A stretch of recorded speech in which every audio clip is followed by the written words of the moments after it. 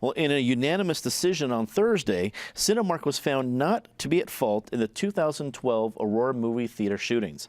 The jury concluded that the theater owner could not have predicted an incident like that would occur.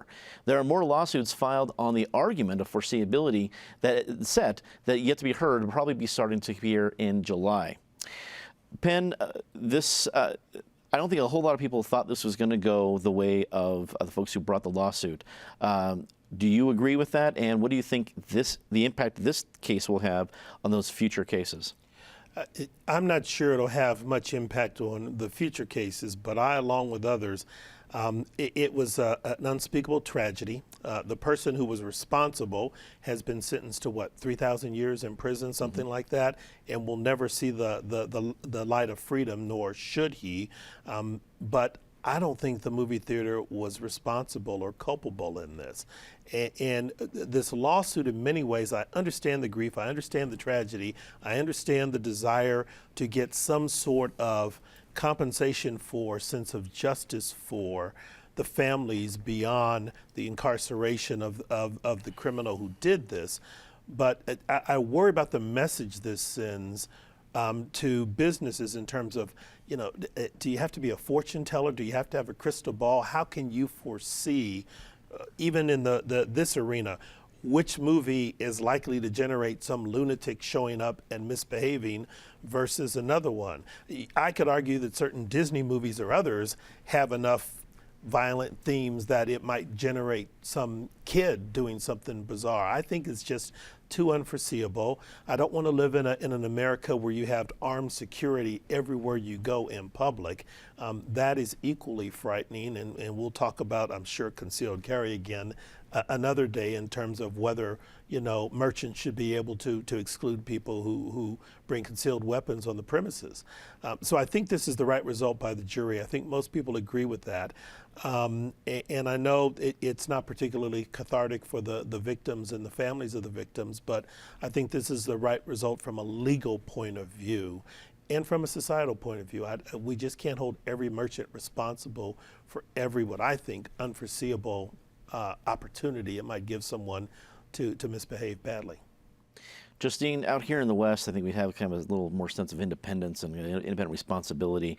When you look at the community's reaction to this decision, what do you think it is? Oh, well, this case for me, it's really hard because you want there to be some type of justice for these families beyond the verdict that came out in the case. But really, like, you know, Penn was saying, this is the society we live in now. This is the reality, and we can't predict these things that are going to happen, and we can't predict tragedies. I mean, are we going to go to the movie theater every time and go through airport security to see a movie?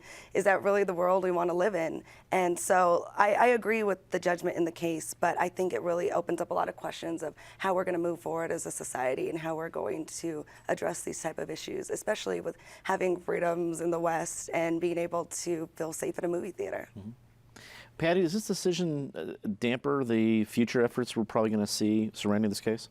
Well, first of all, let's say no one wants to wait in line for 3 hours to go through security to see any movie. So let's hope TSA cleans it up, and we'll go with that. There's a big difference here between, say, let's look at the Rocky Flats case where there was willing the outfits that were running it, they knew what was leaking. They kept it secret. They knew what was happening.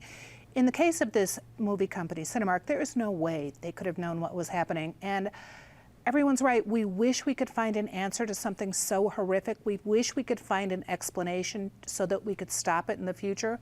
But no one could have predicted what this guy was going to do. You couldn't have protected against it. Do you protect the whole mall? Do you protect the parking lot? Do you protect those movie theaters? So it's not a surprise. It's heart-wrenching that the decision came down in the exact same space where James Holmes was sentenced. Todd, wrap it up for us. I think everybody here at the table has expressed adequately, and I think Penn did a great job of saying that, you know, just because you agree with this settlement or just because you agree with this opinion doesn't mean we feel, anybody in Colorado feels any less sympathy for what anybody has gone through. But I think you could see pretty clearly where public sentiment was when the Denver Post editorial pages basically said, we can't understand how they could be found culpable. And then I hope I'm right about this. I'm pretty sure I am, but I think even the far left editorial pages of the Aurora Sentinel editorialized that the theater shouldn't be held liable. And so when you have those kinds of voices saying that, I think you could pretty well understand that the community sentiment was in the same vein. We all feel sympathy for everyone affected by that tragedy, but holding them liable would have, as Penn said, created this police state almost at every entertainment venue and function ever.